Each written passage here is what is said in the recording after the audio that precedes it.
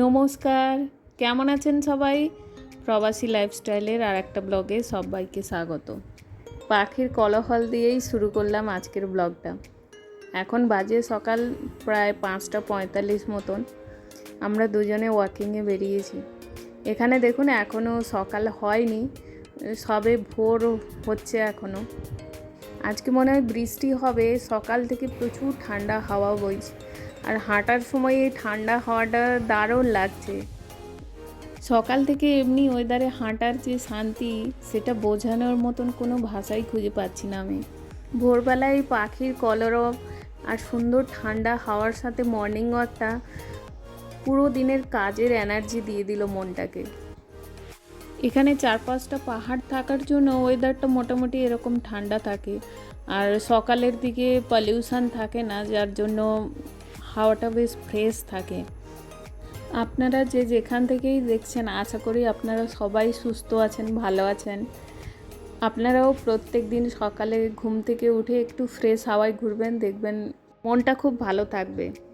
এখানে সকালটা একটু দেরি করেই হয়। শীতকালে তো প্রায় এই রকম ভোর হতে 7:10-15 হয়েই যায়।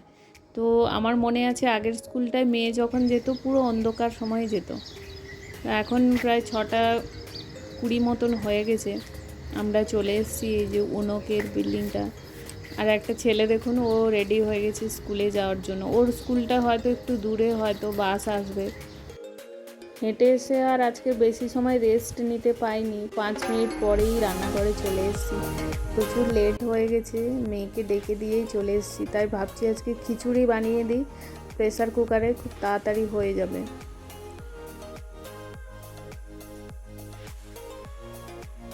ওদের দুটো করে টিফিন দিতে হয়। একটা টিফিনে তো ভাবলাম খিচুড়ি দেবো, আর একটা টিফিনে ভাবছি রুটি সবজি দেবো, কিন্তু আটা আবার মাখা নেই, ওটা মাখতে হবে। দাঁড়ান, জলটা ফেলে দিয়ে আসি। এই জলগুলো আমি গাছে দেই, তো ওই জন্য ওখানে একটা বালতি রাখা আছে, ওই বালতিতে ঢেলে দিয়ে আসি।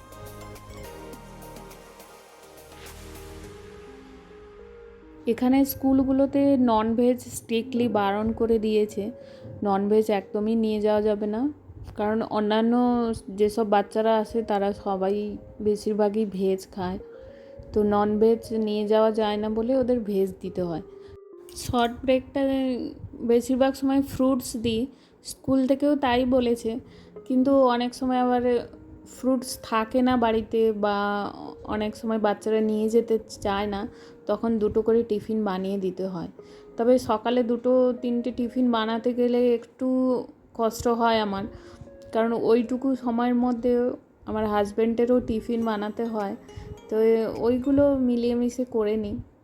আজকে যেমন খিচুড়ি বানাচ্ছি, তো ওর বাবা এসে বলে গেল যে আমি টিফিনে খিচুড়িই নেবো, অন্য কিছু বানিও না। মেয়ে যেহেতু একটু বড় হয়েছে, ওকে শুধু চুলটা বেঁধে দিতে হয়, মাঝে মাঝে খাইয়েও দিতে হয়। বাকি চান, ড্রেস পরা ওগুলোও করে নেয়। ছেলেরটা পুরো করে দিতে হয়। তো এই সময়টা মেয়ে বেরোয়, তাই জন্য রান্না করার সময়টুকু পাচ্ছি। ছেলের বেলায় একদম হাত ফ্রি হয়ে যেতে হয়, না হলে কিছুই করা যায় না। তো আমি একটু 5 ফোড়ন আর শুকনো লঙ্কা, তেজপাতা আর একটু আদা দিলাম, আর একটু সবজি দিলাম। বাচ্চাদেরকে যত রকমভাবে সবজিটা খাওয়ানো যায়, তো খিচুড়িটা খেতে ওরা পছন্দই করে। আর একটু বিনস আর আলুর ভাজা করব, আর রুটি করব। খিচুড়িটা বসিয়ে দিয়েই ওটা বানাতে হবে। অনেকটাই টাইম হয়ে গেছে, মেয়ে বারবারই আসছে চুলটা বেঁধে দাও। তো ওকে এই দুধটা গরম হয়ে গেলে ও দুধ কর্নফ্লেক্স খেয়ে যাবে।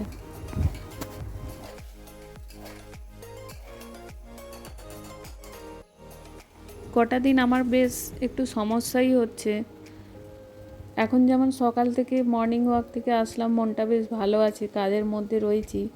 একটু পরে ওরা যখন চলে যাবে, তখন তারপরে হঠাৎ হঠাৎ কাজ করতে করতে মন খারাপ হয়ে যায়।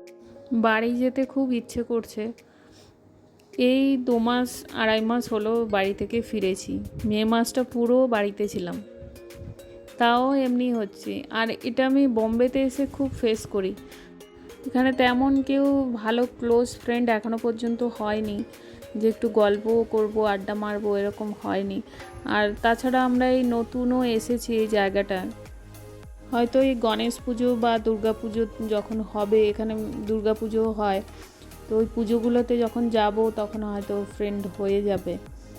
কিন্তু এখন মাঝে মাঝে এত মন খারাপ হয়ে যায়, মন খারাপ থাকলে এই সামান্য ঘরের কাজগুলোই যেন বোঝার মতন মনে হয়। যখন মন ভালো থাকে এই কাজগুলো মনে হয় যেন কিছুই তো করিনি, এনার্জি বেঁচে গেল। আবার মন খারাপ থাকলে এই কাজগুলোই করতে পারি না। তবে যাই হোক, নিজের বাড়ির কাজ কোনো দায়বদ্ধতা নয়, দায়িত্ব আর কর্তব্য ভেবেই কাজগুলোকে ভালোবেসে করতে হবে।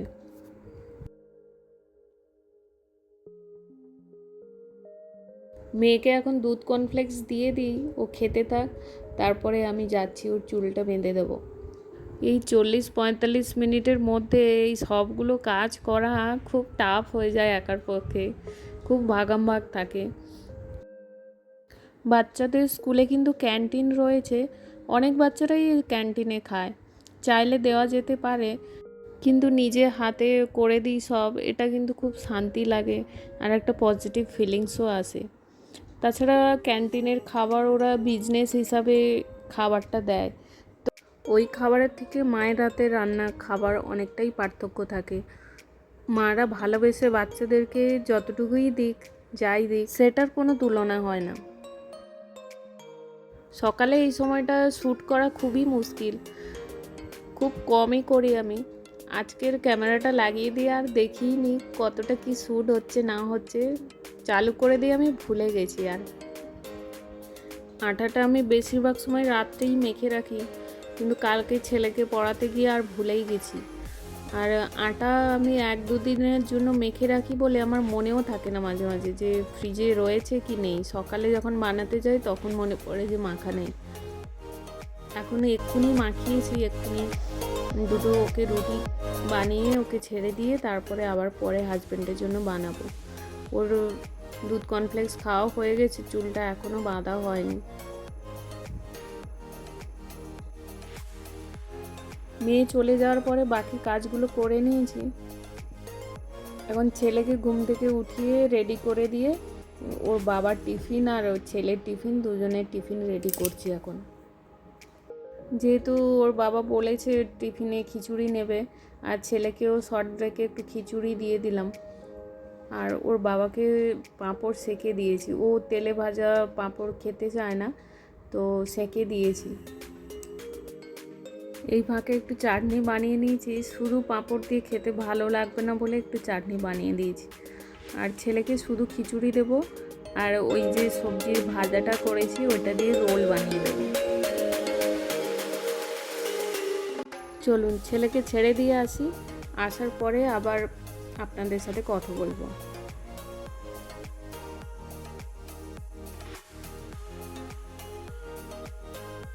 ফিরে এসে ব্রেকফাস্ট করে একটু রেস্ট নিয়ে আবার লেগে পড়েছি কাজে। হাউসওয়াইফদের আর কোনো কাজের শেষ নেই, দেখতে লাগে যে বাড়িতেই তো থাকে আর কি করে, কিন্তু প্রচুর কাজ থাকে ছোটোখাটো, সারাদিন এইগুলোই চলতে থাকে এবং প্রতিদিন একই রকমই কাজ থাকে। হাজব্যান্ডের ড্রেসগুলো আয়রনের জন্য আলাদা করে আগে বের করে নেব, তারপরে জামাগুলো গোছাবো।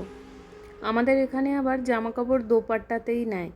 আয়রনওয়ালাকে যখন জামা কাপড় অন্য কিছুতে দিলে বলে যে না ম্যাডাম আপনি দোপাট্টাতে দিন, তাহলে আমাদের সুবিধা হয়। তো এই জন্য এখানে দোপাট্টা ইউজ করতে হয়।